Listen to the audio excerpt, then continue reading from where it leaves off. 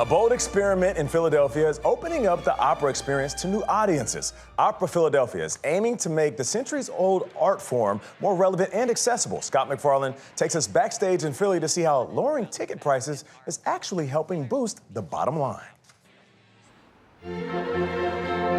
In the nation's oldest opera house, seats for this performance cost less than a movie ticket. Opera Philadelphia is launching a pick-your-price model with tickets starting at just $11 as they try to lure more diverse and younger audiences. Elitism has for too long been associated with opera. If it's your first time, will you make some noise for me? Anthony Costanzo, a legendary vocalist, is the new Opera Philadelphia director. Most people don't like the opera. We have to be honest about the fact that our culture has no relationship to opera in general. Before Pick Your Price launched, only 30% of our opera houses full for the entire season. To our entire season being almost sold out, the whole run, we sold over 10,000 tickets in just 3.5 weeks. Though the biggest indicator of success, Costanzo says 68% of those ticket sales were by first-time opera goers, like Desi Miles. I expect to be mind blown.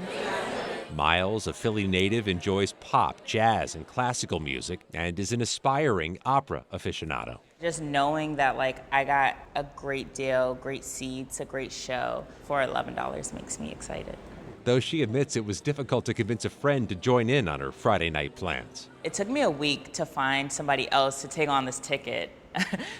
So I was kind of just okay with going Because along. they don't understand it, or they just think they won't like it? I think it's a little bit of both.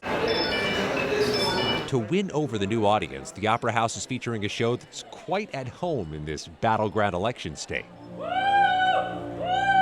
Composer Missy Mazzoli's feature, The Listeners, about the impact of charismatic leaders and how they corral people who seek a group or a place to belong.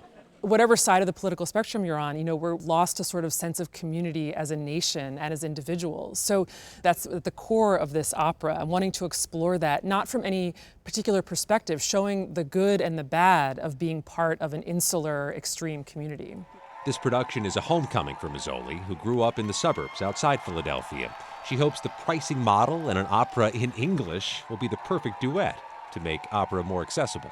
My job as a composer is to make this understandable and make this work and make this moving for people coming from any sort of musical background.